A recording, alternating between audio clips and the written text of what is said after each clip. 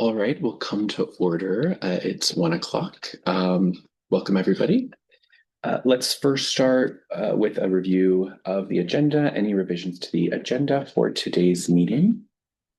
Mr. Chair, I just would offer that because there's so much in our action item section, that if we don't get to item number 11, which is the Board of Health Governance Functions Assessment, we can move that to the next meeting. I would say that's not a priority over the other items on the agenda. Thank you. Anything else? All right. Reviewing the minutes from our last meeting on January 22nd, any revisions to the minutes?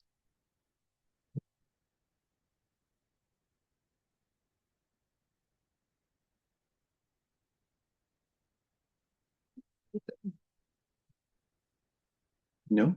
The minutes will be adopted without objection.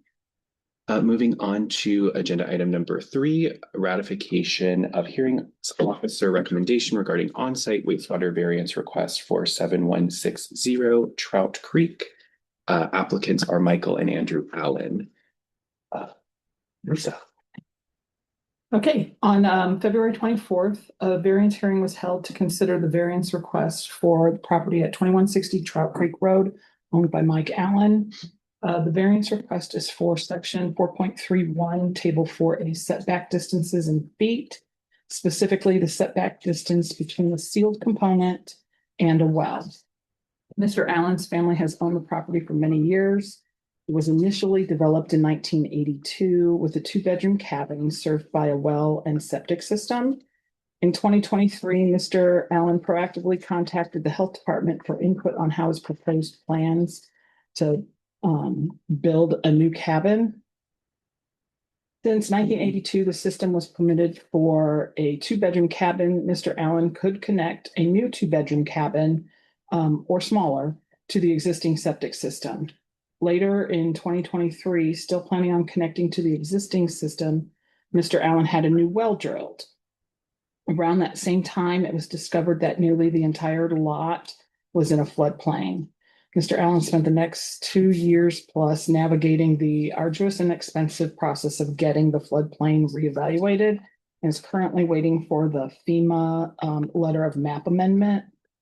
Through the course of this evaluation and discussions with sanitarians, Mr. Allen decided to install a new septic system as a way to alleviate the environmental impacts of a 40-plus-year-old septic system installed in a high groundwater table with probable loss of functionality. Mr. Allen would like to locate a new septic system on higher ground further away from Trout Creek and in an area without a high groundwater table. Unfortunately, the new well drilled in 2023, which was sited to maintain the required setbacks from the existing septic system, that new well now encroaches on the setback requirement of 50 feet from the sealed components of the septic system. Because the new cabin is built on a slab, the exit location of the sewer pipe cannot be relocated. In an effort to improve the location of the septic system by locating it in better soils, getting it out of the high water table, and constructing it to today's standards, Mr. Allen is seeking a variance to allow for a 30-foot setback from sealed components to the well. Mr. Allen has met all the criteria for granting a variance. Therefore, I recommend approval of this variance request with 5 conditions. The 4-inch sewer pipe leaving the cabin shall be Schedule 80 PVC or stronger. Number 2, the 4-inch sewer pipe be sleeved its entire length to provide additional protection of the well. The owner submit buoyancy calculations and a method of tank stabilization. All tank openings must be sealed, and the owner shall submit annual bacteriological and nitrate water samples from the well to demonstrate continued protection of the well. Thank you. Any questions from the board for Lisa or for the sanitarian?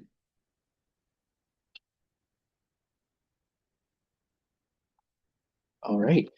Do we have a motion to ratify the recommendation of the hearings officer, which is to approve the variance request with the 5 conditions stated? We have a motion, I'll make a motion. a second, Seconded. discussion on the motion. Any public comment? No, Chair. All right. All those in favor? Aye. Aye. Any opposed? And the motion passes. All right, moving on to our next agenda item, number 4, ratification of hearings officer recommendation regarding on-site wastewater variance request for 2449 West Shore Drive. The applicant is Chris Gillette. On February 24th, a variance hearing was held to consider a variance request for property at 2449 West Shore Drive, owned by Chris Gillette. The variance request is for section 4.21 of the Lewis and Clark County on-site wastewater regulations. Section 4.21 only allows holding tanks for seasonal use, which is defined as less than 120 days per year. Mr. Gillette's property is a 1/4-acre lot with a 2-bedroom cabin served by a well and septic. In 2021, the nearly 50-year-old septic system failed, and due to the limited lot size, a septic system was unable to be sited on the small piece of property. At that time, Mr. Gillette was granted a variance for a holding tank. Mr. Gillette and neighbors have been working through a federal process with the Bureau of Reclamation to access BOR land for a multi-user septic system. Recently, federal processes have changed, and navigating the new process is expected to take years. Mr. Gillette is requesting to continue using the permitted 1,500-gallon holding tank until the multi-user system can be approved and installed. Mr. Gillette is the sole resident of the property, and although this property is his primary residence, he does split some time at another property in Bozeman, which reduces the amount of wastewater produced. He has provided pumping receipts and well sample results demonstrating his commitment to compliance. Mr. Gillette has satisfied all the criteria for granting a variance. Therefore, I recommend approval of this variance request with the 2 following conditions. The variance expires in 5 years from the date of approval, or a connection to the multi-user system when it becomes available, whichever date comes first. And number 2, a change in ownership prior to connection to the multi-user system would void this variance. Thank you. Any questions for Lisa or the sanitarian? I like that he had it regularly pumped out and cleaned. Do you think we should, is he gonna continue to do that? Just that was because it sounded like it had failed. Yeah, So- he at that time, at the first time the variance was granted, he installed a whole new septic tank. It was an old steel tank, the original. Oh, so there is a one. new tank. So it's a new Oh, okay. tank, 1,500 gallons, and the receipts he provided showed that he pumps it out once it gets to 1,000 gallons. That Okay. way he is sure that he's not gonna have any issue. Sure. So Okay. I don't have any reason to believe he's not gonna continue doing that. Sure. Okay. I have a question. Why does the variance expire on change of property? Because a new owner would have to get their own variance to use it as a holding tank, unless they're gonna use it as a seasonal system. I have a question about that. Is that because there could be more people in the home that'd be Right, producing more sewage? right. He is, Mr. Gillette is really good about limiting his water use. He has 1,000 gallons of wastewater every 2 months or a little bit more. So he's really protecting how he operates. It is a 2-bedroom, and he is the only one who lives there, which further decreases the amount of wastewater produced.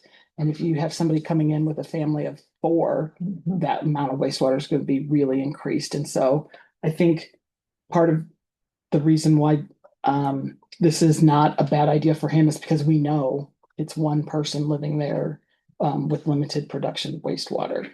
We wouldn't know what that would be. So if something happened to him and he did sell it, how would that be triggered? You know, if somebody bought the property, what's in place at the close of the title company or whatever? I'm Beth Norberg, sanitarian for this variance. Mr. Chair, members of the board. We could modify and add an additional condition that the variance be filed with the deed on file at the clerk and recorder's office. Mm. That way, during a title search or anything like that, it would come up and a new owner would be aware of that. Unfortunately for us as staff, we, in the state of Montana, I think you're not notified when property changes hands. Mhm. So that would be a little bit of a challenge, but usually those deed searches, typically someone would come forward and ask, hey, this variance is expiring and I need to renew it. So Oh, that's an option too, that can be added as a condition. yeah, because might make a difference between somebody buying the property and not buying it. So maybe that's a good idea. That something be filed with the Yeah. deed. Yeah, and for the record, Mr. Gillette did say that he was planning on passing this property on to his daughter, in the event of his passing as well. So it's intended to stay in the family, but of course, you never know if the daughter's gonna sell it or whatnot. Exactly.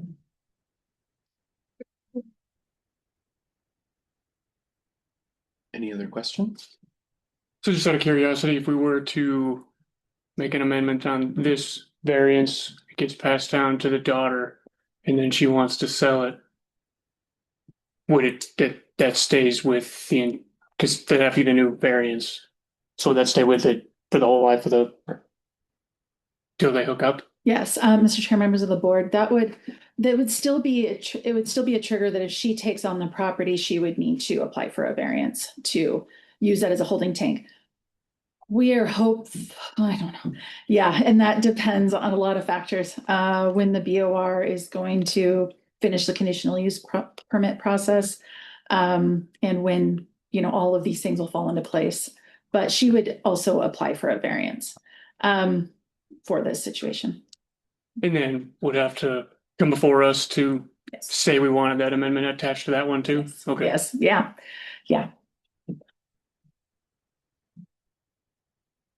There's a lot of legalities to that, because if it's in a family trust and it just automatically goes to those people that stays in the trust, I don't think anything would be triggered. Do you know what I'm saying? So there's a lot of different avenues to think about there. I'm not worried about it, but he sounds like a guy that tries to do the right thing, and there would be, what are the adjoining properties that would have to be monitored in case a family ended up in there? It wasn't a family trust, wasn't triggered, but they had to get a new variance, and it overflowed. Is there wells downstream of the septic? You can answer that. Well, it's fine. Good question. Mr. Chair, members of the board, it's really towards the very end of West Shore Drive out at the lake. There are a few adjacent properties. They're all very small. The wells for the adjacent properties, they're not necessarily down gradient. There's no drain field on this property. It's just a septic holding tank. Because the drain field had failed, there's no room. It's a 1/4 acre lot. And so 4 years ago, we got a variance to install a sewage holding tank, because that's all this lot can accommodate. There is no option for anything at all. That makes sense. Due to topography, surface water, wells, all of that. So everything is very shoehorned in, especially on the west shore of Canyon Ferry. And so the adjacent properties do have drain fields still. There are also a few property owners that still pull water from the lake for water and bring in bottled water. So there are even a couple adjacent ones that don't even have a well. He has a well. He drilled a well. Previously, before 2007, he did not have a well. He was drawing from the lake up until 2007, and then he drilled a well in 2007. So it's a mixture out there. But that's probably the best answer I can give you in terms of adjacent. Yeah. When they sold those lots, was it the Bureau of Reclamation sold out those lots? They weren't really thinking about all these things. And I'm on the Water Quality District Board, and Canyon Ferry Lake's not monitored for sewage. So, yeah. But it sounds like he's got a enclosed system, so it's good.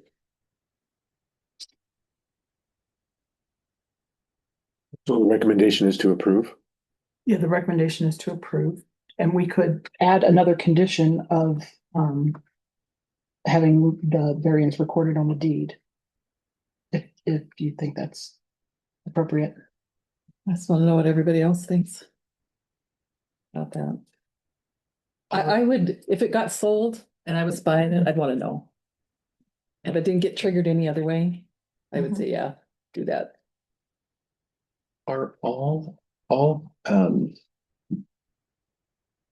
variance requests that are granted, are those just to the applicant? So this is no different than any other variance request you've ever heard, in so much as it automatically the variance is no longer in effect once the property transfers ownership for all approved variance requests. Is that right? Or It depends. So typically variances run with the land. okay, And a new owner taking that on would take on that variance. okay. So no, they would not have to reapply. Oh, I see. Okay. We specifically, the condition with this one was primarily because of the usage. Mr. Gillette's using maybe 12 gallons a day. And if you have someone come in with a much higher use, especially in a recreational area like Canyon Ferry is, that could be troublesome to that tank. Yeah, I think in that case, it would make sense to file the variance with the deed. I agree. I agree too. So do we have a motion to ratify the hearings officer's recommendation to approve the variance with the 3 conditions discussed? I'll make a motion to approve that. Second. Second. Thank you. Any discussion on the motion? Just a thought. I just think the staff needs to be commended for trying to work with the people. These are both things we've dealt with have been a little unusual, and they're trying to be customer friendly, so to speak. And I think they're trying to do the right thing. I think we should thank them for the work. Absolutely. They well prepare me. Yeah, thank you so much. Any further discussion? Any public comment? All right, all those in favor, aye. Aye. Any opposed? All right, the motion passes. All right. Moving on to agenda item number 5, review and approve the Board of Health media policy. Mr. Chair, members of the board, as you can see from the policy that's in your packet on page 41, this is a policy that was created many years ago and hasn't been reviewed or updated in a while. So I thought it would be good just due diligence to make sure that the board has an opportunity to review and update this policy. We do during new board member orientation review this briefly, but it comes along with many other things that are reviewed during that orientation.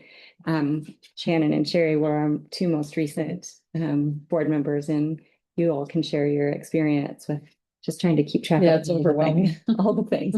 So in addition to reviewing and adopting an updated version of this policy, recommend that we do it annually so that board members are just kept abreast of the policy itself and have an opportunity to amend it if you so wish. I don't have any amendment recommendations for this particular policy. The intention of this policy is for the board to speak in unity about items of board interest or public health interests to the media. So if Mr. McGuire received a phone call from the press and they wanted a comment from the Board of Health, he, according to policy, would not be able to give that comment without making sure that the full board agreed on the comment that he was giving. So it's really coordination. So you loop us in. We have our Amber as our communication specialist that could help draft a statement. we could make sure all board members agreed on that statement and then give Mr. McGuire an opportunity to then provide that statement back to the media. It takes time, and we haven't had to do this in a while. Even during COVID, there may have been a couple of requests directly to the board members, but most of it came to us, and we just fielded them all through the department, through the communications office. So I think that's all I wanted to say as far as background on the policy, why it exists, kind of how it functions. But again, no edits recommended unless you all had some changes that you would like to see.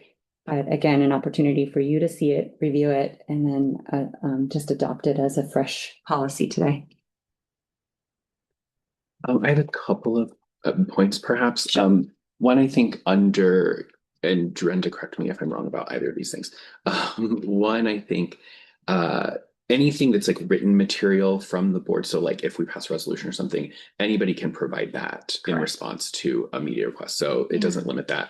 And this is only kind of regulating positions or statements on behalf of the board as a whole. It's not touching kind of an individual board member's ability to talk to the media outside of representing the board as a whole. Yes. Right. Yes. To your point on the first comment that you made about a resolution, that the action had already been taken by the board and the board voted to support the resolution. So that then is the, a definition of allowing board to then speak in unity about the issue or the topic. And then, yes, it does not limit you as an individual or the commissioner, for example, to speak with your behalf. It's just as a board member. Okay. I just had a question about that. So not everyone's gonna know that I'm a member of the board. Sure. So if I say something Yeah. and I don't think to myself, oh, I need to tell you that I am a board member of the Mhm. Department of Health, but I'm speaking just for myself. So do you have to identify that when you make an opinion? If to the you're media? speaking on behalf of yourself, I would just say that. That's kind of what I end up doing at the legislative session. I typically will say I'm speaking on behalf of myself or on behalf of our state association, and don't even mention the fact that I'm Okay. just make it clear, like what hat are you wearing? Mhm. It's good, Yeah. good advice. Good questions. Yeah. Any other questions? All right. Do we have a motion to adopt the media policy as written? It's already adopted, isn't it? Yeah. Yes, you could just, I would still take action on this, even though there wasn't any edits to it, just so we have in our records that it was reviewed and you approve it as it's written. Annual review. And that's what I would say for the motion. That nothing was changed. Right. That we're just reviewing and. Yeah. Okay, so do we have a motion to affirm the existing media policy? Thank you. Second. Discussion on the motion. Any public comment? No, Chair. All those in favor, aye. Aye. Any opposed? The motion passes. All right, moving on to agenda item number 6, review and approve advocacy policy. And Mr. Chair, members of the board, this policy is new, brand new. So you're seeing it for the first time. This came about after the last legislative session and in conversation with the chair about providing not only guidance to the board around advocacy, but also how staff and the board interface during opportunities for advocacy. So this was the draft that Shannon and I worked on together in an effort to put something in front of you for consideration. So again, the purpose is pretty clear that there are opportunities for the Board of Health to engage in advocacy, and this provides some of that guidance on what that could look like. Essentially, the policy focuses and prioritizes advocacy state activities that are evidence informed, that are nonpartisan, respectful and inclusive, and strategic and timely. Advocacy efforts could be anything from a letter of recommendation to a resolution to testifying during legislative session. There have been times when the board has voted to have a statement provided to our Montana congressional delegation on a variety of topics. So those are just some examples of when advocacy may happen. On page 46 of the packet, it talks about procedures. And so identification of advocacy opportunities. So that, opportunities can be brought to you in many different ways. You as board members can bring opportunities to the table. I can bring them to the table for your consideration. The public could kind of pop on and ask that the board take action or have a voice on a certain topic. So those opportunities could really come from any direction. The board would then review and have some approval of what the action would be and what the message would be. There would be some coordination of that communication, making sure that we have good documentation and transparency of both the conversation that the board has had, as well as the action that was taken. And then making sure that all of the advocacy activities of the board also comply with any local, state, and federal laws. So essentially, we tried to cover the bases around, kind of where are the guardrails and how do we want to function, or how you all would want to function in a situation where there's opportunity for advocacy. Shannon, what would you add? I think you covered everything. Yeah, thank you. I have a question. So this is a new policy? It is. Yes, we did not have a policy in place up until this drafted policy. Does that have to be reviewed by commissioners in a new policy? Not in front of commission, because you all have the authority to have Board of Health policy. So as long as it's not in conflict with a county policy or a law, and this was reviewed by legal. So we did, yeah. So we did take that step to make sure that Nico had his eyes on this, to make sure that we weren't crossing legal boundaries at all. But once the board adopts it, it's your policy. So it won't need to have any further adoption or further review. Yeah, I think the legislature, if I'm not mistaken, was pretty clear that they felt policy should be handled by elected officials and not by appointed boards in the case of the health department. I just want to make sure that we're clear on what would, maybe we need to pass it on to the governing board. Well, this isn't, it's not that kind of policy. We're not talking about laws. We're talking about a Board of Health operational policy. Yeah. So, yeah. Okay. That's a different And concept. as long as Nico's looked it over, that's. Yep. Okay. Yep. Mm-hmm. Yeah, and I think you're absolutely correct. Generally, I think under our authorizing statute for boards of health, we do have the authority to set both public policy for the health department as well as kind of operational policy as two separate things, as sort of a carve out to that general rule that you mentioned. Mm-hmm. Because I think you're correct. That is absolutely the general rule.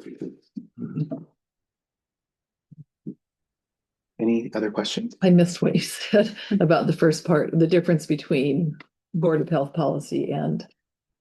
So Drenda can speak to this too, but just the difference between sort of a policy and procedure, sort of like an operational policy, big kind of capital P policy, versus, public policy, which would be like setting the priorities of the department and sort of determining from a kind of like cost benefit analysis perspective, what the department really should be focusing on.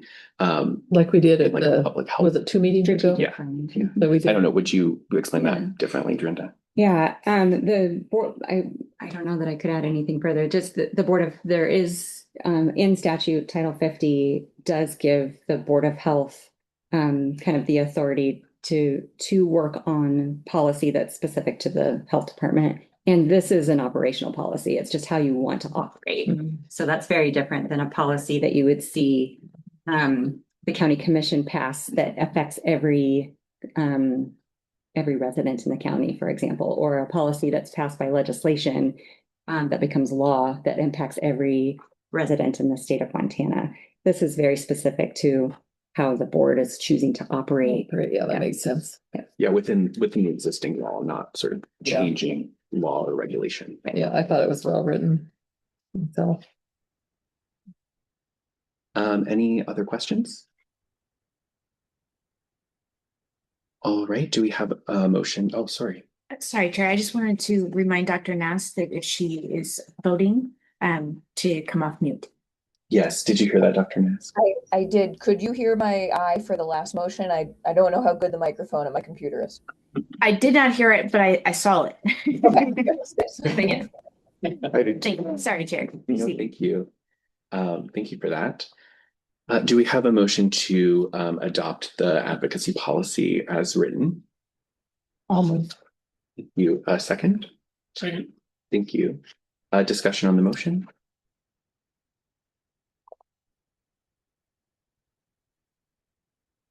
Any public comment? No, Chair. Right, all those in favor? Aye. Aye. Any opposed? And the motion passes.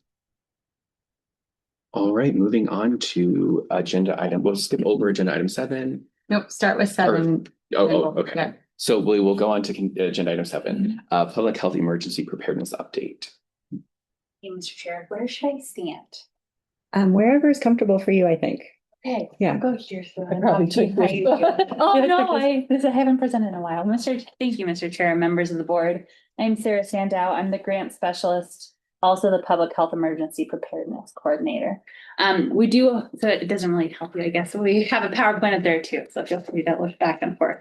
The public health emergency preparedness, I'm gonna refer to it as PHEP, we say it a lot. So that is that acronym. It comes from the Centers of Disease Control and Prevention Cooperative Agreement at the federal level, and it goes to the Department of Public Health and Human Services, and then some funds are given to every county in Montana and the tribes as well. So when we're talking about this program, I'm going to give a little bit of an overview. I'm doing a 3-part presentation today, so hence kind of the weird order in the agenda too. So we have time for questions after each part, but of course, stop me if I say anything as well. So I'll do a little overview of what the PHEP program is, what we're focusing on this year. Thank you, Sandy, for running it for me. So this has been around for over 20 years. In 2001, after both September 11th, as well as the anthrax, we realized that we did not have good policies and procedures in place and how to respond to public health emergencies. And so from that came the PHEP money down to states and localities. And then in 2011, they furthered that work as well to really focus on a framework. So money is great, but really focusing on how can we do it better and more thoughtfully. And so that's where we had 15 key capabilities that developed. And then in 2018, those were even further developed. Those 15 preparedness capabilities, I won't list all of them, but they include things like community preparedness, community recovery, public information and warnings, fatality management, information sharing, volunteer management. So the 15 things that each of these programs should really be looking at to make sure that we are doing a good job of planning for emergency preparedness. And so those fall into these 10 frameworks for public health response readiness framework. And so how that works, again, I won't read all of them to you, but they really focus on partnerships. How are we working together to solve some of these problems? What is the local support? So we can get really great ideas and frameworks from the feds and from the state, but each locality is going to look different, as we all know. So how can we really utilize our local supports and procedures to make sure that we're being effective? It includes improving administrative and budget preparedness. So how are our finance included in emergency preparedness to make sure that we have the budget and we know what to do? Because in an emergency, we don't have time to figure it out then. It's all about preparedness. Building the workforce capacity. So again, do we have the staff to work on certain things, and do they know what their role is in those situations? So this is kind of where the framework comes in, and making sure that we can have all the different components ready before an emergency happens. And so one thing I wanted to differentiate is, so many of you may have met Kyle and Autumn. They're our county disaster emergency services team. And so each county also has their funds, which is the disaster emergency services. And so the difference, we are public health emergency preparedness. So we are really working on public health emergencies. So we're looking at, communicable disease. We're looking at the factors that affect our public health. And we're looking at preparedness specifically. And so emergency managers, they're working with our first responders and our schools. So they're working with partners as well. But how do we respond in an emergency? So what I like to think about is like a wildfire. If a fire comes into town, disaster emergency services, they're talking to the firefighters. They're talking about, do we set up a shelter?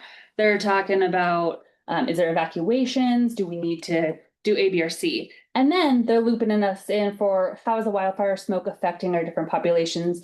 How are we communicating it? What are we doing? If we do set up a shelter, is it safe? Is there places for people to go to the bathroom? Do they have clean water, etc.?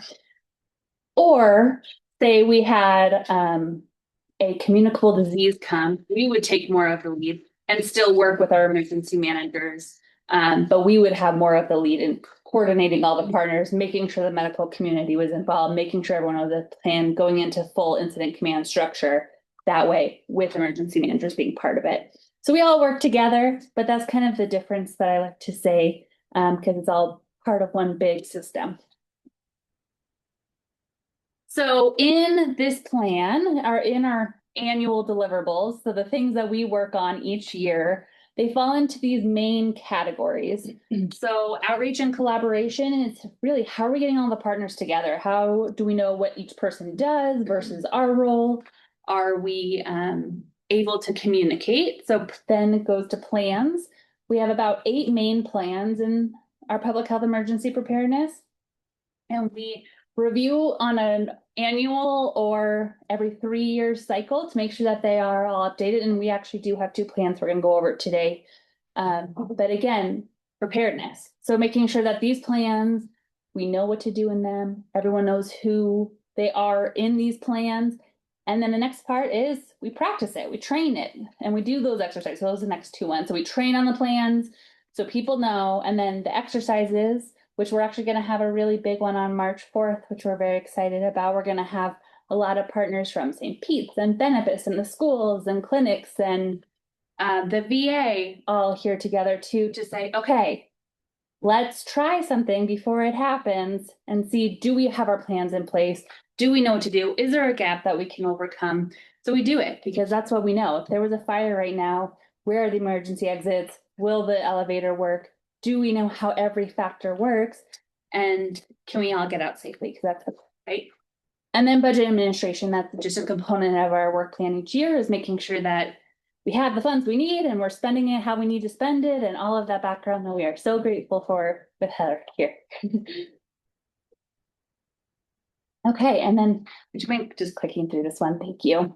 So this year specifically, those are kind of what we do every year. This year specifically, we have a few plans that we're reviewing.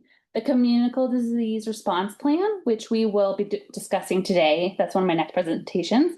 The lab specimen transfer plan, one of the next presentations. The ChemPAC plan, that is a plan that we have had since 2007. It's a little outdated, but not a lot has changed, but the state has just updated their plan.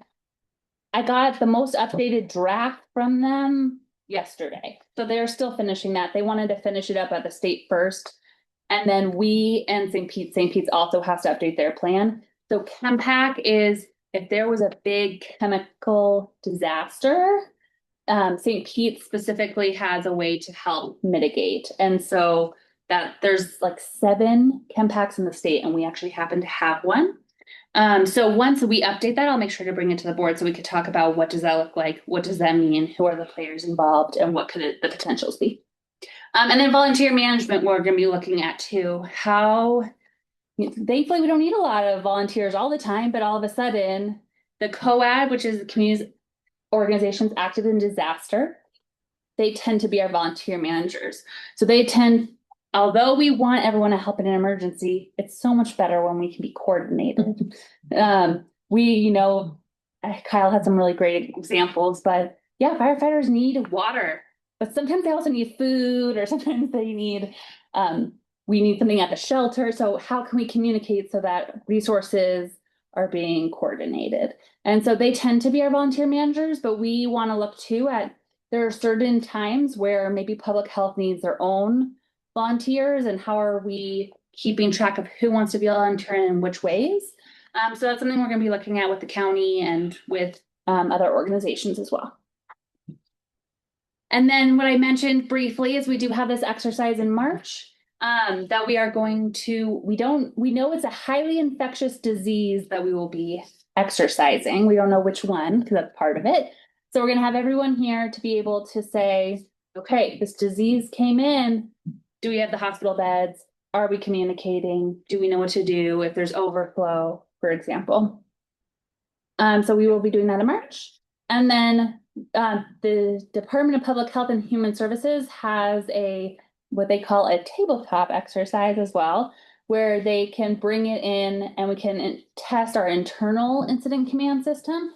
And we're going to do that in the early summer as well, to say, as public health, again, do we know our different roles? I'm the planning chief technically in a normal incident command structure. And I would really like to test that to make sure I know which forms are where and how we use them, and making sure that, again, if it comes, that we're ready and organized and we're not trying to orient ourselves to those logistical things.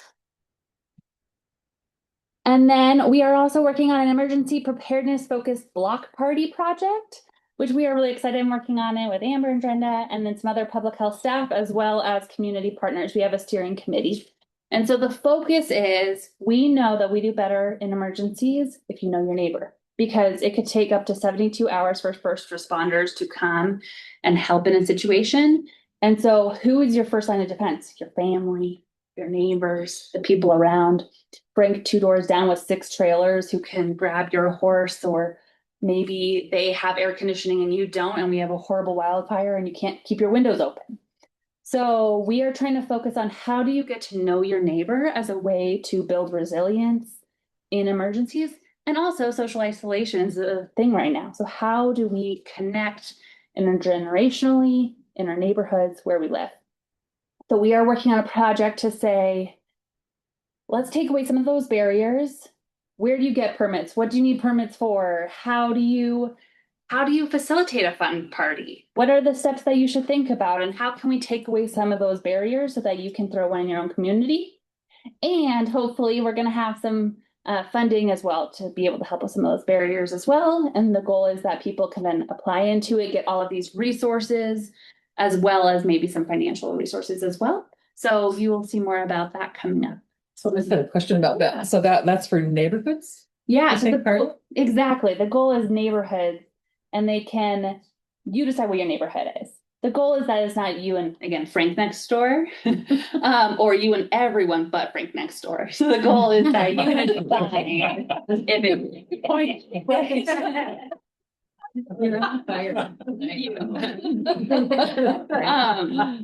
And so it might be like around a park, and it might be all the houses around this park, or maybe it's 2 blocks in a row. You got to decide what neighborhood looks like to you. But yeah, the goal is that some neighborhoods already throw amazing block parties. So can we learn from you? But the goal is the neighborhoods who aren't connected, the ones who maybe you have 4 elderly neighbors who are more homebound, but they don't know each other. How can we get to know each other better?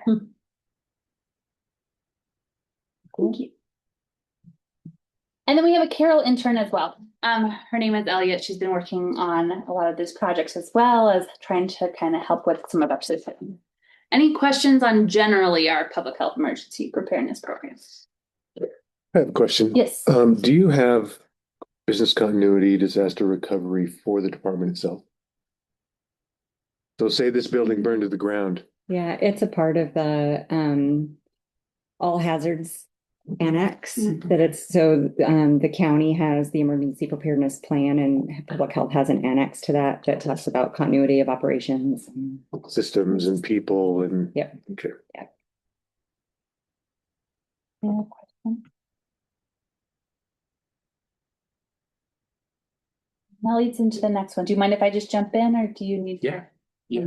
Is this the communicable disease response plan? Yes. All right. Which is item number 8 and page 75 in your packet, if that's helpful at all. Right.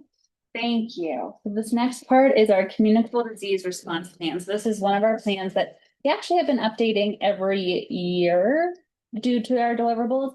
Also like 140 pages. So I didn't print it today, but it is on our website and I believe at the end I have a QR code. It's in the packet. Oh, thank you. Thank you. So it's also in your packet. We did update it and I'll tell you how we updated it in the end. But first I want to talk about why do we have it in the first place and what does it do? So again, I'm Sarah Sandow. I'm the Public Health Emergency Preparedness Coordinator.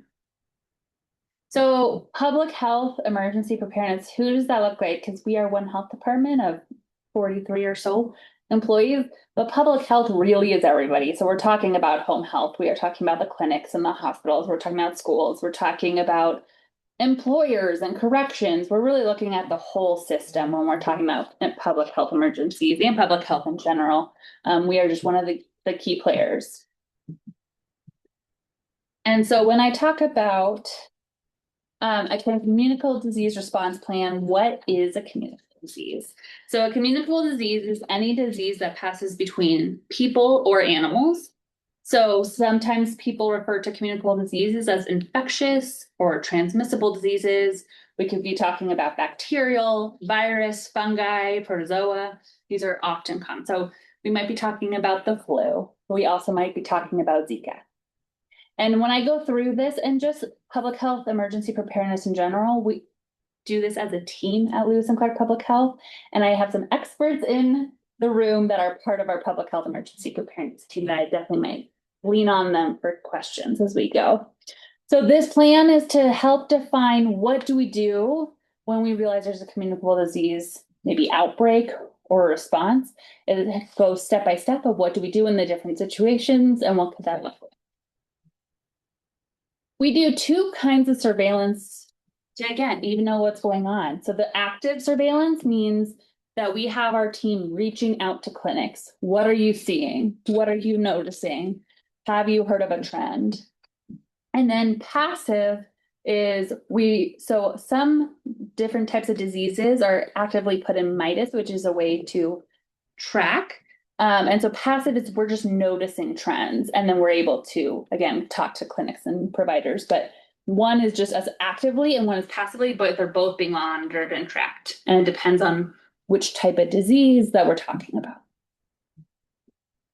And so first, something comes in, a lab confirmed or unconfirmed illness. This is where the steps of how do we confirm it? How do we make sure that this is what's really happening? And once we have confirmed, okay, you have the flu, what's next? Depending on what it is, we start with education. Let's wash our hands, let's stay home, let's not go to work until, 24 hours symptom free or whatever the disease is, has its own education associated with it. Maybe you have contacts, maybe we need to talk to other people. So we start with education. We want to make sure to do the least restrictive disease control measure needed for that item. So sometimes education's it. Sometimes it means isolation so that you are not exposing others to what you have during a specific time, depending on that disease. Maybe it's you work in a restaurant and you have salmonella. And now you're going to have to stay home for work for a while. And there's, again, specific timelines and specific reasons. And maybe you work with our aging population. Again, there are going to be timelines of talking about what that might look like. Okay, so now it's not just one person. Now we realize there's an outbreak. There might be, each outbreak depends on how it's not a standard. We can't say, okay, 5 people, now we call it an outbreak. It depends on which disease. So we go through the steps. We recognize it, we confirm it, and now we start to pull together a team who is going to have to help with the response. We identify all the cases. HON is a health alert network message.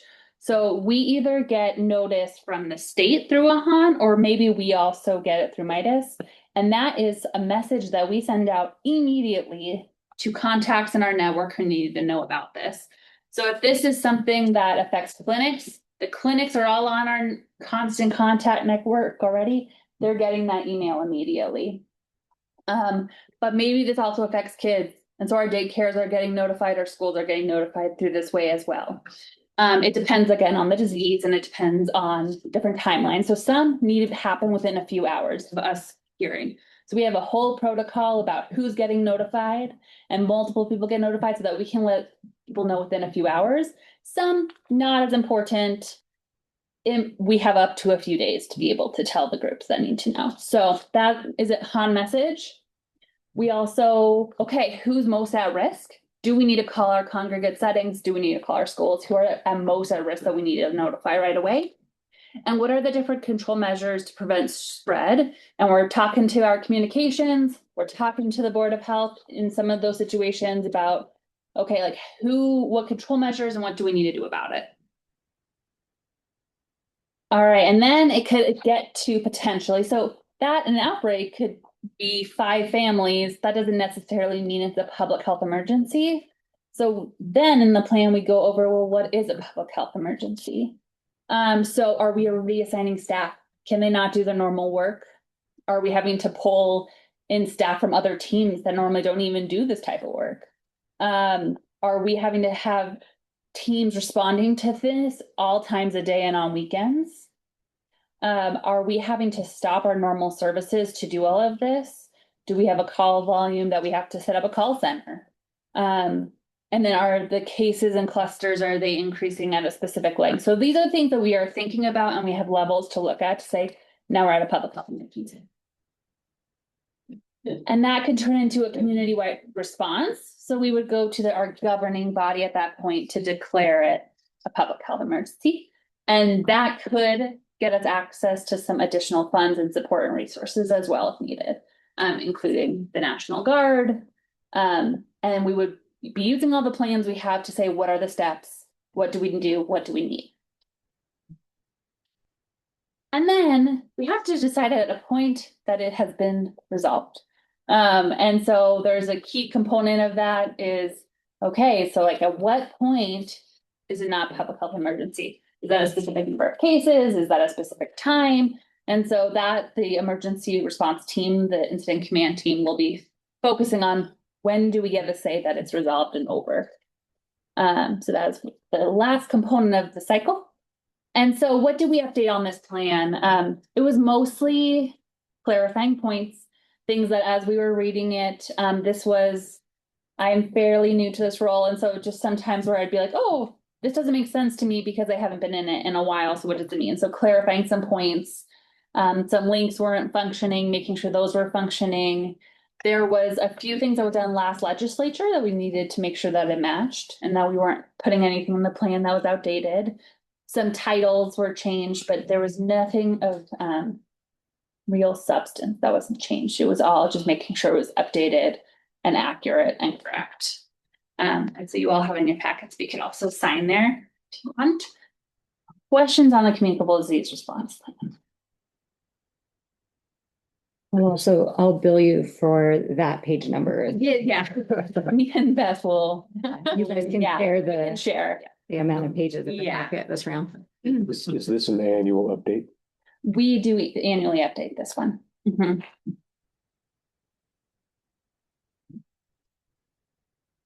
And just for some historical context, the reason why it's so big and so long is because we found that it was easier to put everything in one plan rather than having 5 or 6 different plans. And so the communicable disease response plan it's long, but it's because it has multiple sections in it. Yeah. So there's always discussion about formatting and how to do that and make sure that that plan is a usable plan when it needs to be, Like if we get hit with an outbreak on something, we need to make sure that the plan we can take it and run with it. And right now this was the best formatting that just have everything together. We're not searching for anything, right? It's all right there. Any other questions? Do we want to take action on this plan and then move on to the? Yes, sir. Okay. Thank you. Do we have a motion to adopt the amendments to the communicable disease response plan? I would make a motion. A second? Second. Thank you. Discussion on the motion? Any public comment? No, sir. All those in favor, aye. Aye. Any opposed? And I will just also say, because I don't know that we talked much about the history of this plan, but this has been a required plan all the way back to the early 2000s when we had some anthrax threats in the country, and it became evident that health departments needed to have plans in place and we didn't. And so this is not new to us. It wasn't new during COVID. It's not new now. It does go all the way back, 25 years. So Thank a little history. Yeah, thank you. And the motion passes. Great. Sorry, no. All right, moving on to agenda item number 9, adopt specimen transport plan. Thank you. So the specimen transport plan is another one of our plans, and do you also have this one in your packet? It is. It's on page 178 of your packet. My audience, I only printed 2, again, trying to save some paper, but I didn't save it by sending it all to you. The specimen transport plan is one of our plans where if there's a specimen that has to be tested, making sure that we do it in a safe manner, an efficient manner, so that we are able to keep the specimen how it needs to be for testing. And so this plan is one that we've had for a long time as well. This plan was not edited, but we do have a thing that I'm hoping, if approved, we do have a checklist that we have to go through each year to make sure that it has all the components that the state thinks we should have in this procedure, and we do. But there's a signature that I presented it if approved. So what are the procedures? We are lucky we live in a town where the testing actually does occur, but we still need to make sure that we're doing it in a manner that's effective so that we don't lose anything in the process or get anyone injured by, exposing themselves as well. So first, if this is an intentional, potentially chemical exposure, we're going to tell law enforcement right away. If not, the next step are the chain of custody. So we have sealed envelopes. We make sure that any persons who's holding these different specimens, again, chain of custody, who has it, when they have it, when it got to the next spot, so that we don't lose something on the procedure. They all go to the Montana Laboratory Services Bureau for sampling. And so we have their phone number and we call them right away because different bags and different procedures for different specimens. So we want to make sure that we're talking to them about how quickly does it need to get there? Does it need to stay at a specific temperature? What does it look like? And so will staff meet us there once we get there? And so we gather the supplies we need, we seal it up, and we make sure that they go in the timely manner. So there's 2 different type of kits that I want to talk about right now. First is our drinking water emergency sampling kit, which we call it the West because we love acronyms. And so these kits are at multiple places in our community. So if there's a water emergency, these kits have everything you need to be able to test it and bring it to the lab. So in our community, we have one at Public Health that we have some staff trained on. We have the City of Helena Water Treatment Plant, DEQ, the Fire Department, at the Fort, City of Helena Public Works. So we have 8 different kits in our community that if this were to happen, we would be ready to go to test and get to where it needs to. The only time in the recent history, and by recent history, I'm talking about at least 10 years, that this has been used, thankfully, that I know of, is there was a water treatment plant that looked like it was broken into. And so we didn't know if anything was contaminated. So we were able to use this kit, go in, test it, and thankfully the water was fine. But it's nice to have these ready in place in case anything like that happens. And then hopefully not. Hopefully the water's fine. But it's good for us to know in public drinking water sources. The second kit is a chemical biological agent transportation kit. And then the places this one is in town, again, we have 7 of these. Public health, fire department, the fort, we have 2 at the Capitol complex. Yeah, I said those other 2. So those are those 7. And a situation that we used these was also quite a lot of years ago. And I don't believe this was actually in Helena, but for the state, there was a white powder that was delivered to legislators. And thankfully it wasn't chemical, but that would be a situation where the white powder could use this kit to be safely transported, tested, and make sure it's safe. So this would be a device that we can use. We make sure that every year we unseal those kits. We make sure everything is not expired. We go through and make sure that everything that should be in the kits are in the kits for every single one in our community. So all 15 of those kits, 8 are the water, 7 of the chemical, that they are updated and have everything they need. And hopefully we don't use them. Hopefully the next time I open them is next June. That's my goal. And then any questions? Is the we have a vaccine transfer policy that was also included sort of at the end of the transport plan. Is that policy, how does that policy relate to the specimen transport plan? Is that adopted just implementing the transport plan? An internal policy. That which is completely separate. Mr. Chair, for the board, I'm Shelley Mott, I'm the public health nurse supervisor. That is just for if we had an incident here and our vaccine wasn't going to be maintain temperature, where it goes and how to get it there. Okay, so we don't need to do anything with Was it included just as an FYI as a part of our communicable disease plan? Yeah. Okay. Communicable disease. Thank you. Okay, so we don't need to do anything. Thank you for that clarification. It's an internal policy, FYI to the board. This is how we would handle a situation if we had to move our vaccines out of this building to a different location. Any other questions? Good presentation. And you said there were no changes to this? No changes. All right, do we have a motion to adopt the specimen transport plan? I'll move. Second? Second. Thank you. Any discussion on the motion? Any public comment? Nope. All right, all those in favor, aye. Aye. Any opposed? And the motion passes. All right, moving on to agenda item 10, communicable disease report for calendar year 2025. And I'm sorry, was that all for Sarah? Was that okay? Thank you so much. That deserves a round of applause. Yeah.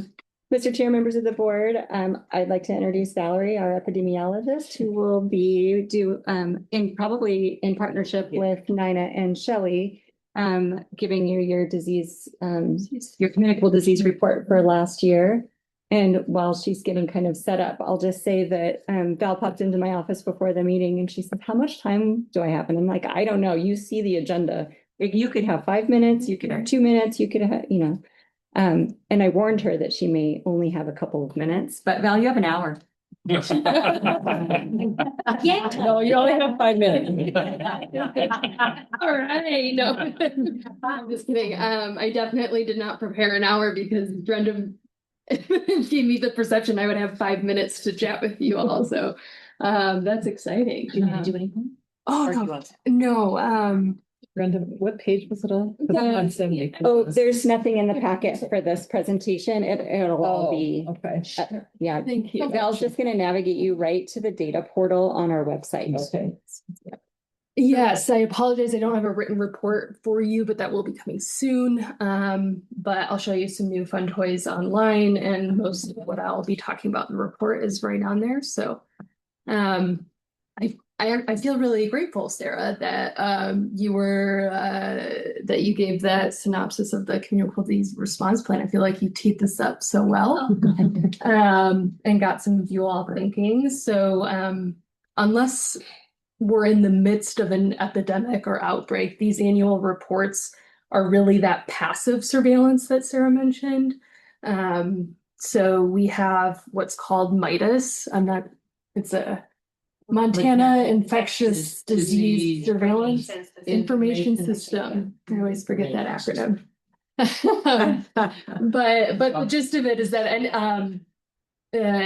not only in the state, across the entire country, there's a list of diseases and conditions that are legally reportable. So any clinic, daycare, I'm looking at you, Shelley, Laboratories. Yes. Yeah. Anytime that they are made aware of any number of these diseases, they have to report. And all of that in the state gets funneled into what's called MIDAS, which makes our lives doing passive surveillance very easy and very convenient, because we have a single system that we can go to keep tabs on practically real-time case counts for any number of reportable communicable diseases. And so really every year, that's kind of what this is. It's just compiling all of that, pulling out trends, pulling out and highlighting anything that's maybe standing out a little bit, any major shifts. But typically we're so lucky to live in a community that isn't grappling with terrible infectious and communicable disease outbreaks left and right. I think it's got to be some sort of curse or voodoo for an epidemiologist to say we've been so lucky with the measles outbreak, but just in general, I mean, it's been a relief, and I hope that it stays that way. I know there's a lot of communities still getting hit pretty hard with that, and I'm not even going to say any more on that because I think I will curse us. Shelley's looking at me like, don't say it. There's an unspoken rule. Okay, so I'll try not to.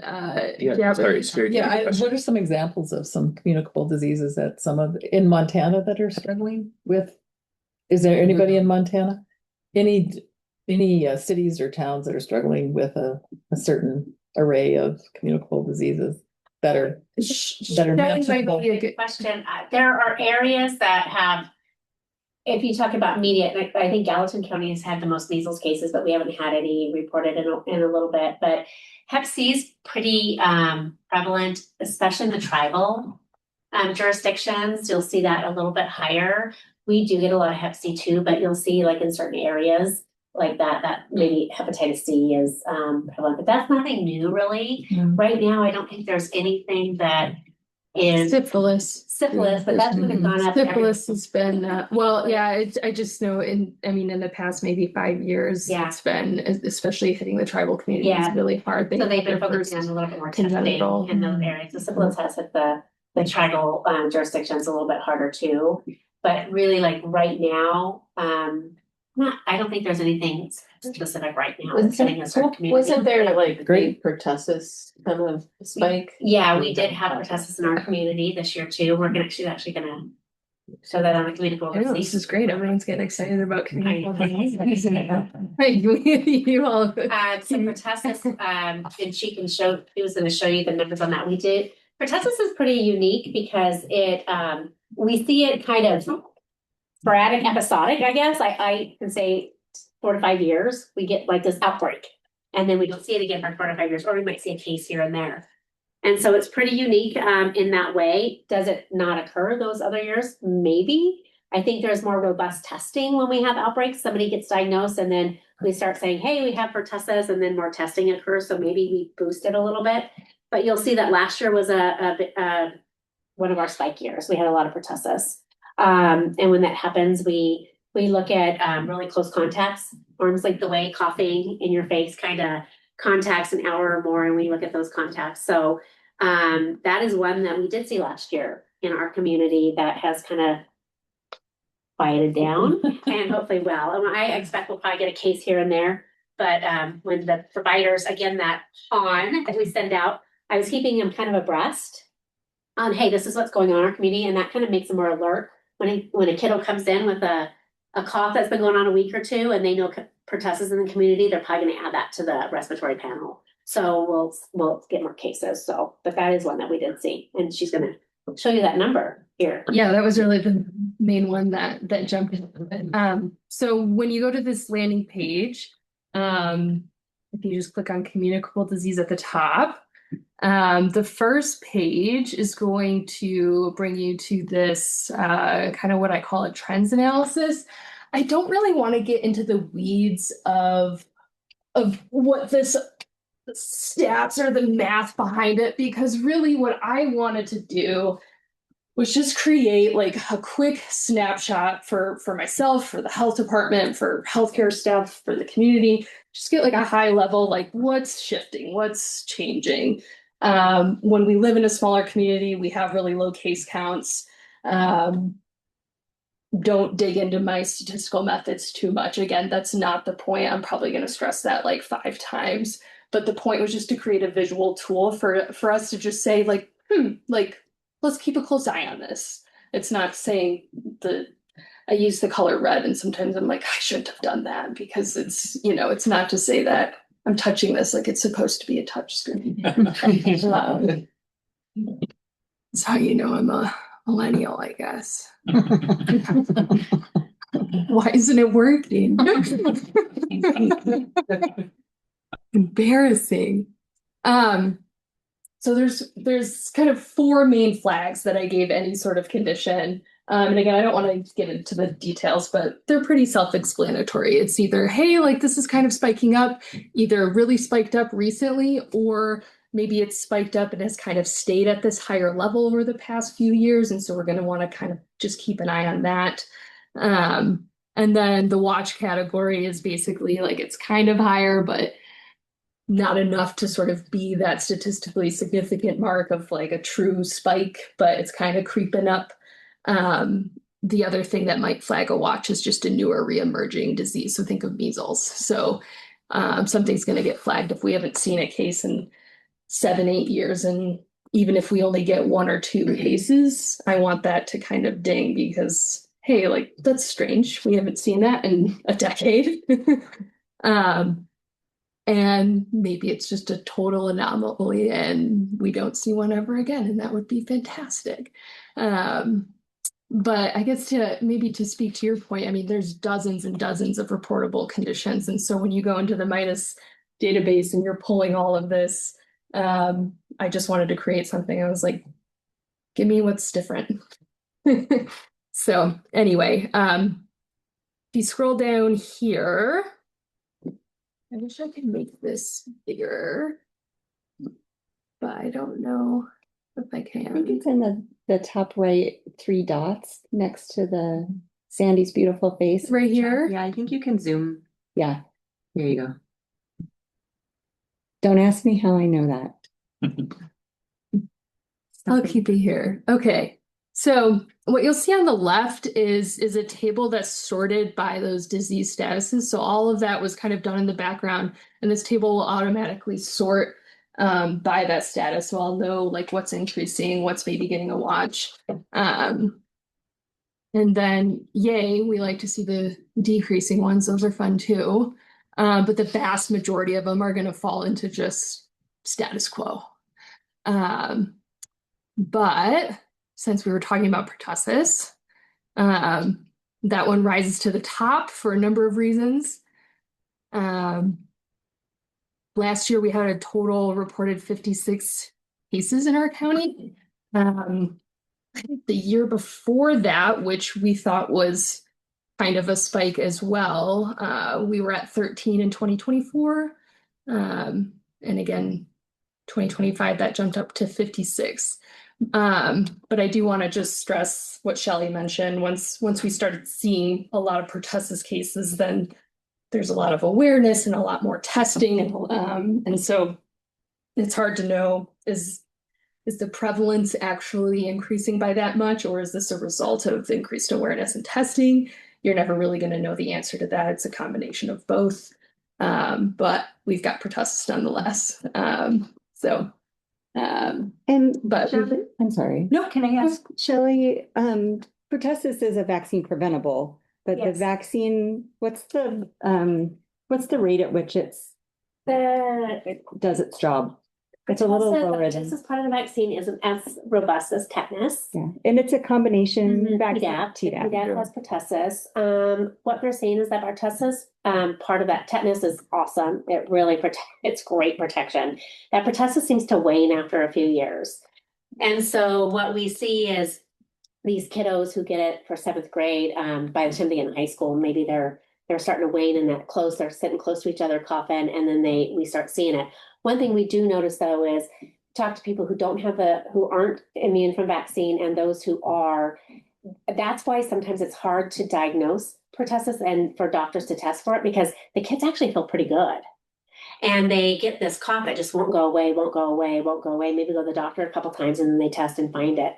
And there's some kids who, especially those with some health issues that may be a little bit sicker, adults who have not been vaccinated get really sick. But and then we're really concerned about those babies who have really poor immune systems and their lungs aren't mature yet, are going to be hospitalized and potentially die. And so we're trying to protect those. But that's part of it, is it's just this cough illness that goes on. But that vaccine is good, but it just wanes quicker than the tetanus part and the diphtheria part of that vaccine. One thing to add to that is one place where the vaccine is really effective is vaccinating moms in the early 3rd trimester of pregnancy. And that gives really good protection against severe disease in the early newborn period, when even with antibiotics, infection has a pretty, a moderate mortality rate. And we have seen anecdotally a pretty significant drop off, probably even in the last year, in moms accepting that vaccine in the 3rd trimester. And I only bring that up because my public health brain always looks at this and goes, what is going on that we're getting this spike? And I know it's a multifaceted reason. It's not one thing, but one part of the equation may be immunization, vaccine status. Yeah, and good point, because that's why the Tdap is every 10 years for adults, but for pregnant women, every time they're pregnant, they should get a Tdap, and it's for that pertussis piece to protect that baby, protect them from getting it. And we also try to make sure dad and grandma and grandpa and all that have that Tdap too, that if everybody's protected, then that baby's going to be protected. So that is, we see a lot of pregnant women getting that now. Yeah. And this is the annual, and this isn't just something that we do annually. We keep tabs on this and sort of stand sentinel, watching these things very closely, and looking mostly at these Nina and Shelley's teams, especially. I just get to do fun stuff on the computer. But this isn't just something that we look at and say, oh, okay, we'll keep an eye on it. It's also an impetus to say, okay, maybe we work with Amber and we do some, really targeted outreach to moms or pregnant women. And so it's just a good tool to know how we can get ahead of it and try to do. And on the backside of the investigation is we do look at whoever has pertussis, is there somebody pregnant that they're around? And we call that person and we recommend preventative treatment, because we don't want this pregnant mom to get pertussis. So there are certain criteria. If a contact of somebody with pertussis has certain criteria, then we will recommend preventative treatment before they maybe even get symptoms, in case they've been exposed and they're kind of replicating that bacteria in their body, and before they can get infectious and sick. So.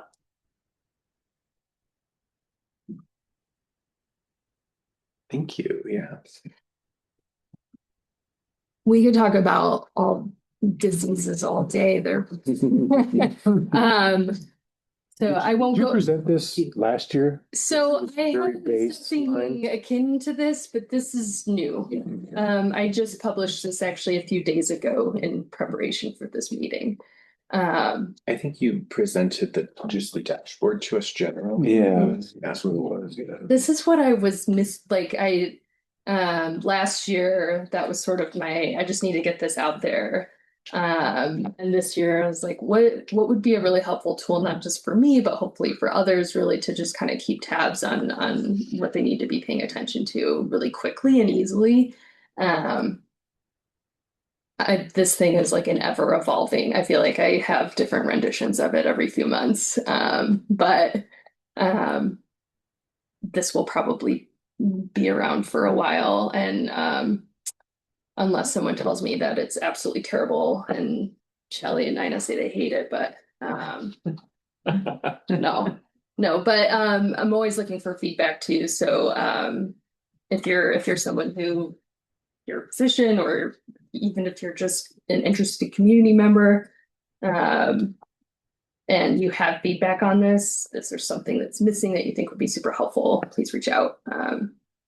Always looking for ways to improve it. So this is so much more user friendly than like the dashboard itself when you present, like as far as just kind of very minimal like data interpretation for the public, whoever's like, if the public is interested, to be able to sort of look at this and it's not just kind of like a wall of data, right? Like it's really well presented. I think it looks very user friendly. This is a really great tool for the community. Thank you. I appreciate that. Sorry to interrupt. From a provider perspective, how does this tie into the HAN emails that we get? That it's a pretty frequent question. A neighbor's dog bit me. Do I need post-exposure prophylaxis? That sort of thing. In terms of how it ties into what notifications we get as providers for things we should be testing for with the statistics and the notifications, is there any kind of tie-in, or is this just purely kind of visualization, really, really good visualization? What's the tie-in? So, and Nina can speak to this too, but Hans gets sent out in several different aspects. One is we might get a national notification of illness that goes through the state that comes to us statewide, or during pertussis outbreak, we may internally as a local public health department say, hey, we need to let providers know that this is what's going on. Part of that group is school nurses also, and daycare. So it really reaches out to the community saying, hey, pertussis is going on. If you're starting to see this, measles was a good example. I sent out a lot of health notices for that on testing, especially like when to test with the PCR, when to test with the IgM. And so, yes, this is very much combined. If we start seeing outbreaks, we start doing a little bit more communication, make providers a little bit more aware of what's going on in the community so they can watch for that.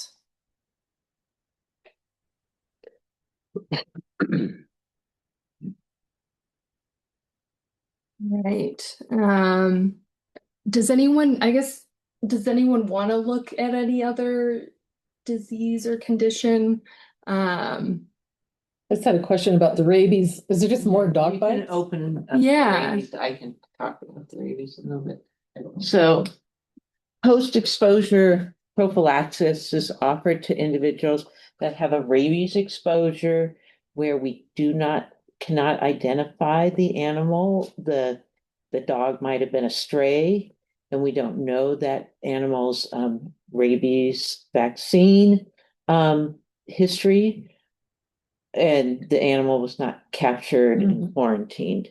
So we see it with dog bites, and we've had a lot more outreach. And this is something Shelley started, and I've started to tag along on some of these provider meetings. We go out to the providers and let them know that this is available to people if they have an exposure like that. And we work very closely with our animal control officers here in Lewis and Clark County. They actually do all the animal quarantines for rabies and do bite reports. So we get informed if somebody is bitten by a dog and we don't have that history, or if somebody has a bat exposure or something like that. So sometimes I don't know, what is it showing in terms of this last year in It terms does of show the bats? year where they we had the summer the camp year. that's the camp year. This is a camp So- that got. So that was Exposed to at actually a camp exposure at a camp not in Lewis and Clark County, a youth camp where a lot of our residents were exposed to bats in cabins. But this year we saw more bat activity, especially in the spring and early summer. That individuals were exposed to bats, and then were recommended post exposure prophylaxis for those bats if they were at risk. So there's different types of bat exposures.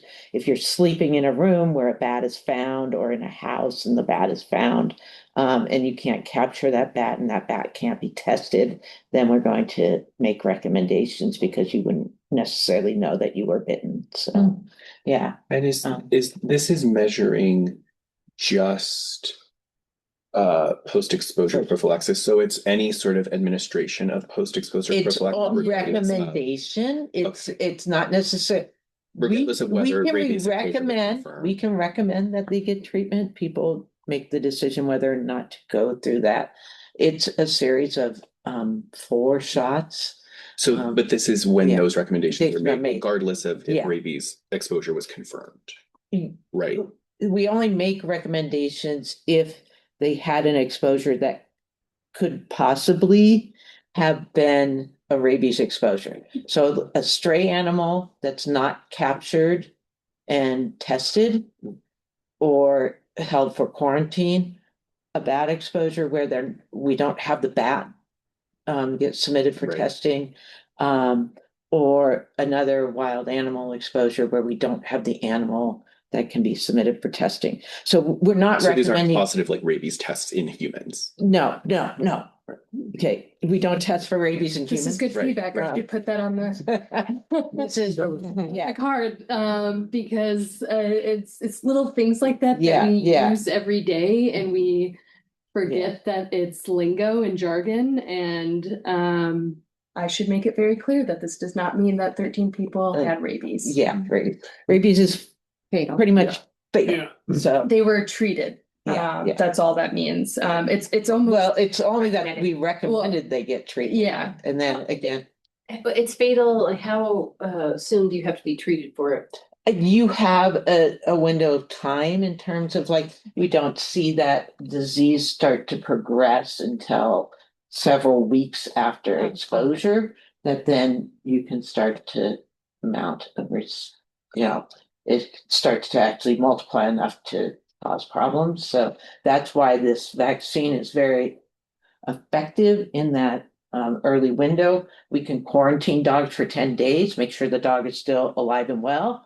If the dog's still alive and well, doesn't have rabies after 10 days. And so then we don't have to send them through these shots, because these shots are expensive.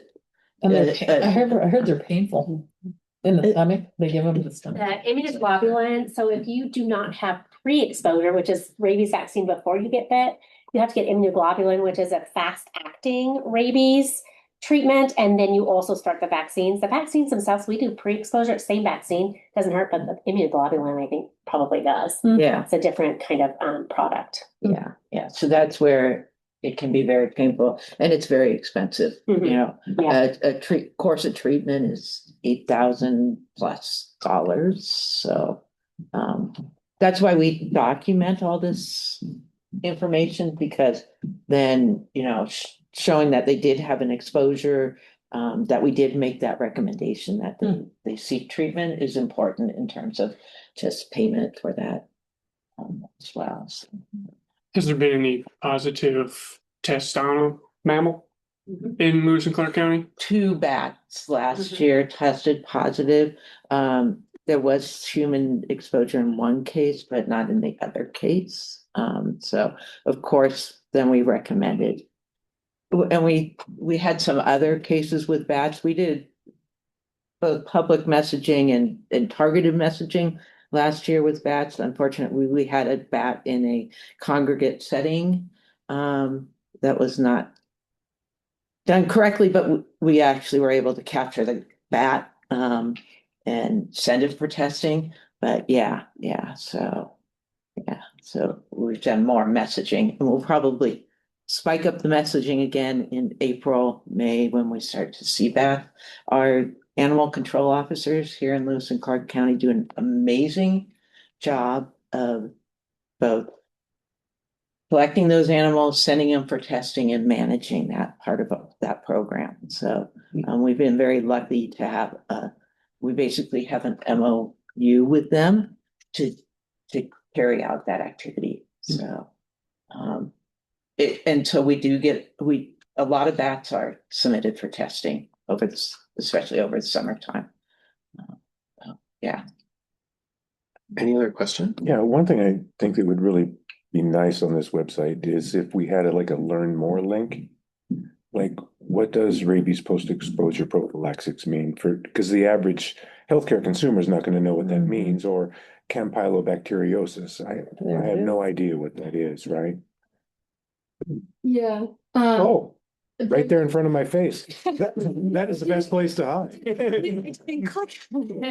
That's not your fault. I had it's a hard balance of trying to keep something clean and you know, you want people to go here to be informed, but so it's maybe not as obvious or intuitive, but each time you click on one of these diseases, if you click on this little info button, it'll give you a disease description, brief. It, you know, it might not. If I was a millennial, I would know that. But I'm Gen X, so still struggling with it. Like dark mode and light mode. Mhm. I'm gonna craft a I'm a dark website mode that's like Gen X mode or like Gen. There you go. Like here, no, just kidding. Blinking and Yeah. black and white. Yeah. But and since I have Nina and Shelly and we have so much time, last year's report, which I wish I would have brought a copy, but one thing that we were flagging was we did see quite an increase in Campy's what the cool kids call it. Okay. Salmonella and E. coli. Food waterborne illnesses, kind of the big ones. We saw a spike in that. This past year, they did drop back down more towards average level. But I still have them on my watch list because over the last Scroll up so you you know, couple of years, the average is still kind of up there. So well, yeah, just let them see the over the years. yeah, so like here with campus. so yeah, this is what we were looking at a year ago. We saw this big spike, and then it's dropped. Here's the 2016 to 2022 average. So we're back down to where we would expect to be.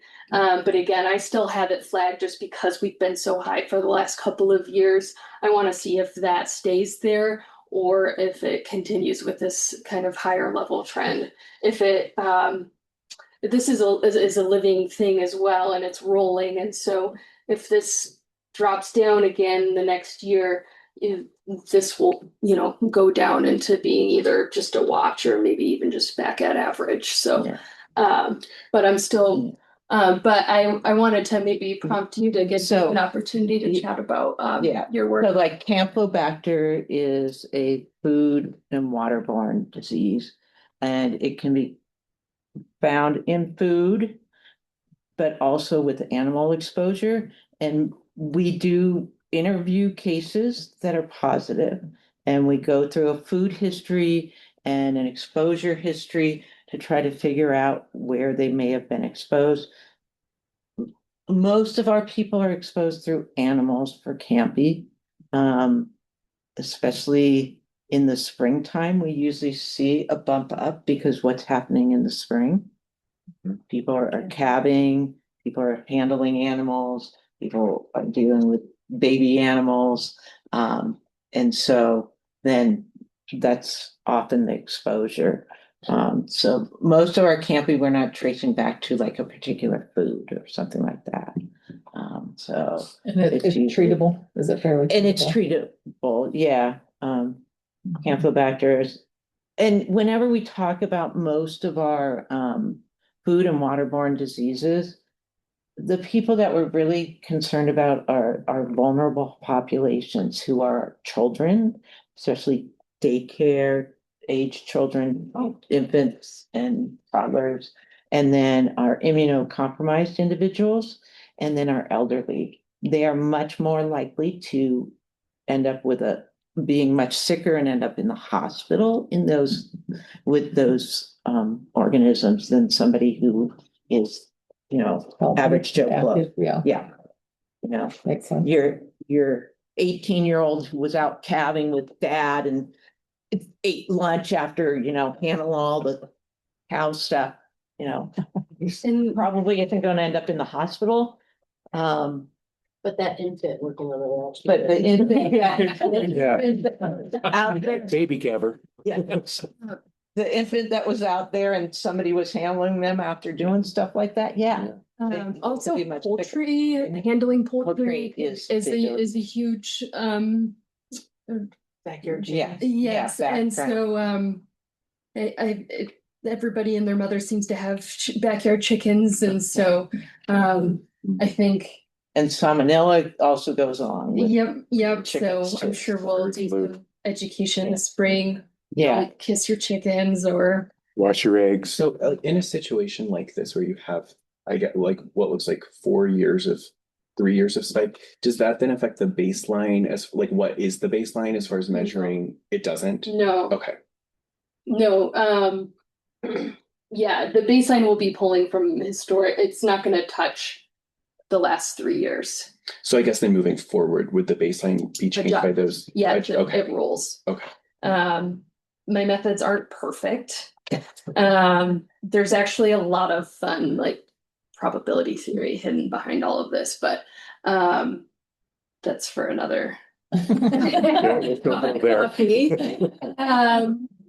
But again, I really was just like, I just want like a filter, basically. And so it's there's limitations, there's holes in it for sure. But So I guess then like moving forward, as like, let's say that just stays up, right? Yeah. So the baseline for determining whether or not it needs to be Then the baseline will monitored will shift. Yeah, which it would take many years of it to sort of be at this sustained level. I don't have, decades of data. Some conditions and mites do, but a lot of them, we really just started really actively as a state, like really actively using mites regularly and putting everything in there reliably. I would say like 2010, 2012. And it kind of depends. So I might have to, once we have 10 more years of data, there might be another way that we can sort of account for and flag like, hey, we're at a way new normal, and this is, maybe still something that we need to try to address. But and one of the things that we've asked Val to do, and she's still working on, is looking at our numbers compared to other counties in Montana and then nationwide on some of these diseases. So, the nationwide stats can be tricky because we have such a small population. Yeah. And there's nerds in here, right? Like when you have to like adjust for differences in population to compare rates. And when we have relatively few number of cases and a relatively small population, especially when you start doing things like age adjustments, like you just lose any confidence in comparing that to a national rate. And so I think like the only one that I was able to get like a solid, yes, we can compare this to the national rate was chlamydia, because we have like 400-ish cases in the past, and now that's dropped. But you can also combine many years and kind of get an average rate, but then you sort of lose. Yeah, it's tricky, but I'm gonna work on it. I'm gonna get to something. But it's always interesting because we look, our numbers are fairly low in a lot of these things. So, yes, are we just a great county and everybody takes care of themselves? Or are we like, following the trends across, Yeah. the nation? Mhm. And some diseases, we do see real spikes when there's like a nationwide outbreak in terms of food or something like that. But a lot of times we may not even, because we may not have anybody affected by that item that was identified. Or they got sick, but they didn't go and get tested. Mhm. So how many of us go and get tested every time we, Get them sick for the flu or something. yeah, or don't feel good to our stomach and have diarrhea for a few days? Mhm. We might never get tested, but we may have been, had Salmonella or something. salmonella or something else, but we just weren't sick enough to go get tested. So, but then again, our elderly do tend to end up and get tested. So, and that's where sometimes we can see skewing of these numbers too, because who are the populations getting tested? The little guys, the elderly, the immunocompromised. So Yeah. it's just something to keep in mind in terms of the foodborne and waterborne diseases. Now, not so much, the chlamydia is a whole nother story. That's sexually transmitted. Chlamydia has actually dropped precipitously over the past decade. Plus one up, so I don't know. Yeah. And we work really close with our tri-counties, right? Because you think Clancy lives, plays, eats, works here. So we work really close with them too, if there's something going on, because if they got tested at St. Pete's, it's going to go to Clancy, it's going to go to Jefferson County. It's the disease gets reported based on residence. And so we have to have a close relationship with them, not necessarily like Joe Smith has Campy, but it's like, hey, we have a case here. And so just so you guys know, so we do share, we do work together a lot. That's it. Yeah, we're and even just comparing us to other places like our elbow room and our outdoor lifestyles here and the lack of crowded conditions. I know there are some, but compared to a lot of other cities and towns, I think that certainly has something to do with our low transmission rates for some of these things. But we do see some diseases tied to outdoor life, like Giardia. And other chickens. Yes. Yes. Okay, well, all of this is here. You can explore and have fun with it. If you have any questions, reach out, but we'll be writing up a written report that will go over, some of the highlights as well. Take some of the interpretation out of it. I do want to just give you an update on flu. Also, not very exciting news with flu, which is good. We like communicable disease reports that are super boring because that means we're all healthy and doing our jobs and everyone's doing great. No. But in all seriousness, we are, this is actually current flu season. So this is cumulative flu cases that were reported. And again, cases, it's kind of a proxy because think about the people who actually go in and get tested for flu. They are going to be your more vulnerable people. If I get the flu, I'm certainly not going to the doctor to get tested for the flu. But that's been the case for kind of ever. And so it is a good proxy just to kind of quantify where we're at in terms of prevalence and severity. And this, all these like spaghetti lines that you see are all the different flu seasons. And this gray band right here is average weekly cumulative cases, and we're smack dab in the middle. So we're having just a very typical expected seasonal fluctuation of flu activity. Nothing crazy, nothing jumping out at me. Like everything's just exactly what we would expect to see given a normal year. If we Val, is this flu A and B combined? Yes. Okay. Yes, total. We considered parsing it out, but go ahead. So I was just thinking that we saw flu B hit the community later, so I wasn't sure. Yeah, we're starting to see more B now. Yeah. It's not reported by A or B though.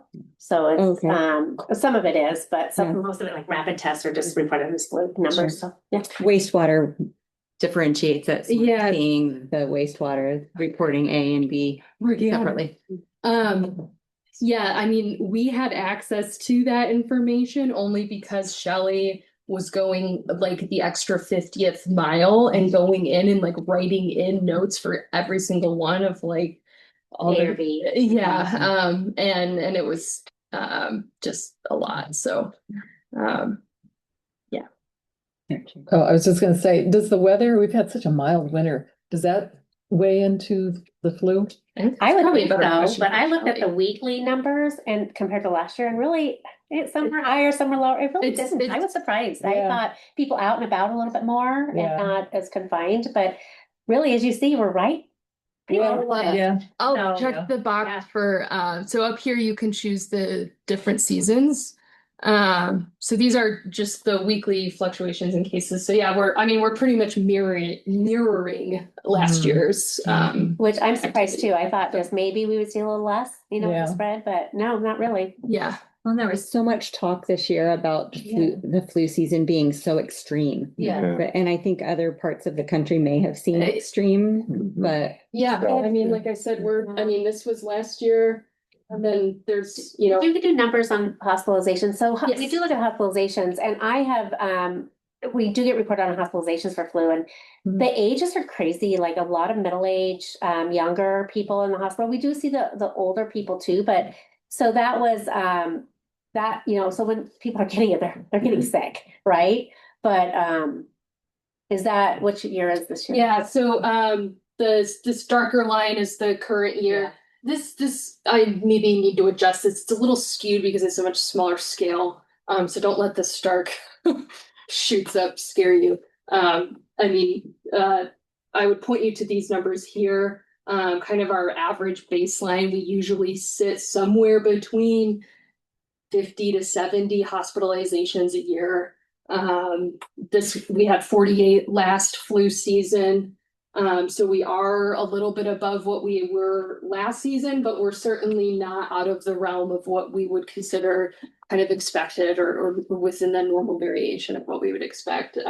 If we started getting past 80, 90, 100, then we would start saying, what is happening? We need, this is alarming, but we're still very well in typical ranges. So not to say, we should try to prevent every flu hospitalization, in my opinion, but unfortunately, we can't prevent 100% of the flu. And so it is good to be able to report that at least it is seemingly a typical year and nothing crazy. This was, 2020, and I did not include that in my calculation for what's typical. So we had 0. Yeah. Good year, so to speak. And when it like drops your average down, if you include those really, anomalies of years we had, it's like it's making our activity right now look like it's crazy high. We're just like actually going back to kind of normal. So I think that this is the wall of data, this tab, and I apologize if it has sort of been a wall of data for you, but I do want to so this, if you ever went to it before or remember from last year, it might look familiar, but this is again just an exploratory tool for anybody. You can select by the general category of the disease, and then it'll give you a list of every single one, and it'll give you just annual case counts, and you can select additional ones, and it'll just keep building you a little plot here, and then down below it's also building you a table. And then the one thing I wanted to highlight though that I added is that I've built a lot of really fun processes in the back end that make this like so much easier for me now. So I'm planning on keeping this updated a lot more frequently. The previous version didn't have, I just excluded the current year. But I'm actually gonna add that in here, as a way for folks to maybe check in here monthly, quarterly. I'm not gonna be in here daily, but, we talked about perhaps like a quarterly update on the communicable diseases, and then during flu season, I might be in there a lot more frequently updating the flu information. But I tried to delineate it from the bar chart by saying this is still in progress. We're only 2 months into the year. So anyway, I just wanted to and it'll tell you when the last time it'll always be it goes by the Sunday to Saturday weeks. And so it'll always be whatever that last end of the reporting week was. But that way when you have your latest information. But that's all I had. I got to spend a lot more time and fun with you all than I thought. So thank you so much for entertaining this. I love having these conversations. I appreciate your questions and your attention.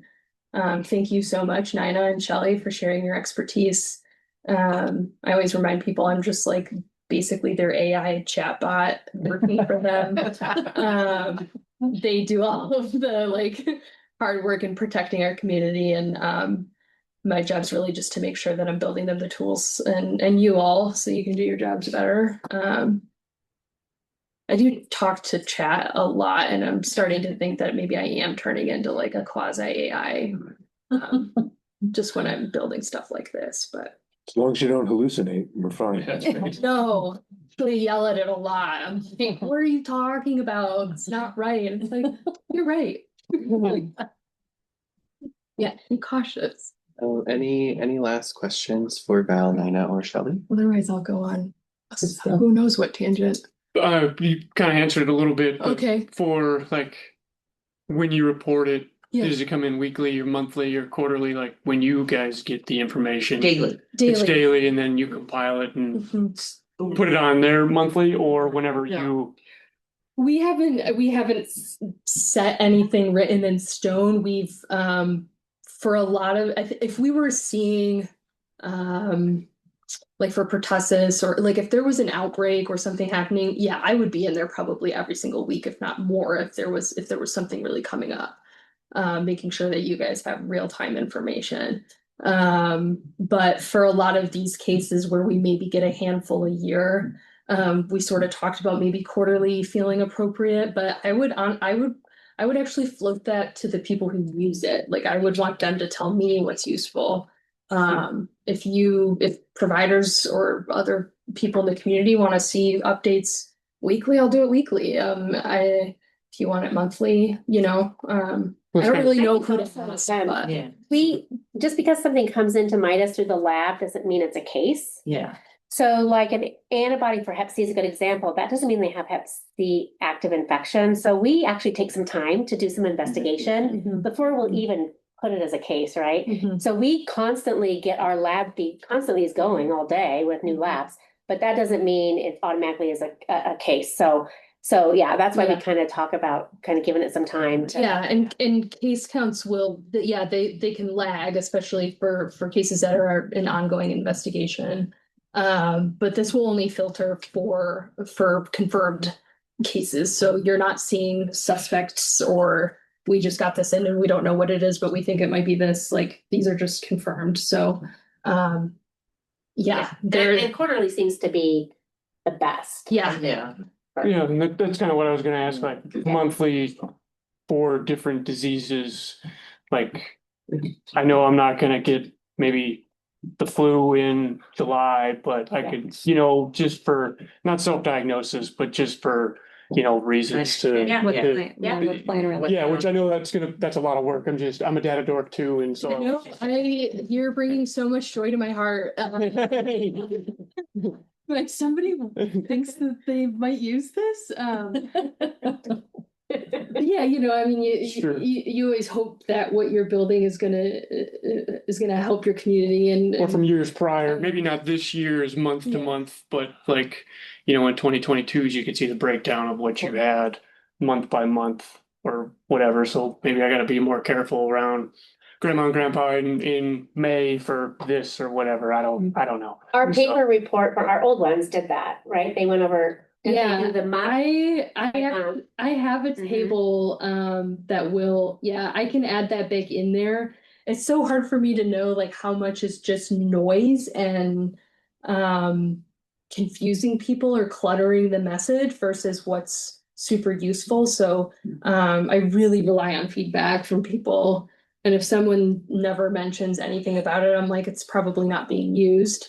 Maybe I reconsider how I'm displaying it, but And I can plug in for the state. The state also has a respiratory dashboard, so you can Oh, actually yeah. go in and look at Lewis and Clark County, Jefferson County, on respiratory illnesses. So they have similar. Ours is because ours is so pretty, but theirs is too. But you can actually look at the whole state and see. I'm gonna select these all. I'll just show you at the very bottom. I had this for every single disease that was built. But this is at least for I had something similar like this. This is just for flu. But it gives you the kind of a visual breakdown of where we see the majority of cases by month. But for so many of our diseases that we have so few, then like the monthly table just basically looks like a bunch of zeros. But for some of the more prevalent ones and common ones, like some of the STIs or STDs, we could absolutely throw something like that up there. But One more. yeah, please keep it coming. Okay. So I guess one of them you said don't get worried about the spike. Maybe a y-axis label on the chart for your cumulative, so it doesn't look like just it just stuff. got squished. Or is it not on? I work on like a massive desktop Sure. and modifying a web application to for different size screens Sure. is not something I have mastered yet. Okay. I just selected all of those. This looks like chaos. I guess I had two more. But yeah, I just think that it's for me, it's just like visually jarring. Sure. When we're really just talking about you said it, so I was just like, oh yeah, but yeah, I just want that to like be a little bit more to and scale. if someone gets tested from Clancy and Lewis and Clark, it's only counted in, Yes. but we don't track. say they were here. Nope. Okay, So if they. so I tested 10 people and 7 of them live in Jefferson County, Yeah, but then they would be counted as Jefferson County cases. okay, Now, and then they would interview them depending on the illness. And then if they had contacts in Lewis and Clark County, they would send those contacts to us and we would contact the contacts. Okay. So it all is based on jurisdiction. And there's been a lot of interactions between jurisdictions with the measles cases. So notifying each other, and the state's really coordinated in terms of that response as well, so. okay, And sometimes like we have cases of various things, even like the prophylaxis for rabies, that the bite occurred in Lewis and Clark County, but the resident lives in Jefferson County. So we're working with their health department in terms of tracking that animal to let them know what's going on, but they're making that recommendation. So. Yeah. Well, we have 1 minute left, so thank you, Val, Thank you so and much. Nina, and Really Shelley. appreciate it. Do we have Sandy? Do we have public comment on any other matters before the board or within the board's authority? Yes, of course. Thank you. No.